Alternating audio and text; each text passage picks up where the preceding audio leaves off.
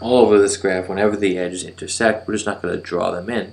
And we also know that here we define a path because the degree of this vertex right here is 3. There are 1, 2, 3 edges going into it, and the degree of this vertex over here is also 3. And as the Euler's theorem says, if we have a graph with exactly 2 odd degree vertices, we also have a path. You can go back and look at videos on that. And what we've talked about in dealing with these problems, the first step is to draw a path, any path, from one of the vertices to the other. And then what this does is it actually turns the remaining edges into a circuit, because the degree of the 2 vertices at the beginning and end of your path, we took one edge from each of them, thus turning them from an odd to even degreed edges, right? The white edges here, there are only 2 of them, and the white edges here, there are only 2 of them. That means now that in this white graph, these 2 vertices have an even degree, right? And that's the edges that are left. And also the edges along the way. We took 2 edges from this vertex and 2 from here. 1, 2.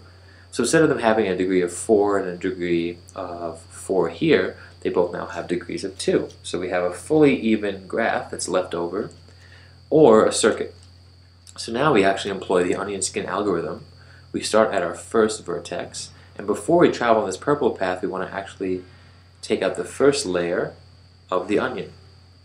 Travel all the way around and back to that vertex. So now we're almost done with the path, right? The first step would be to walk around this green perimeter, and then to walk along this purple perimeter until we reach the end.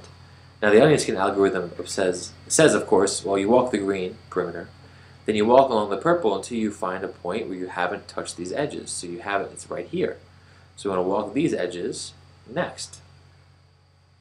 And that'll bring us right back to this edge and allow us to finish the path.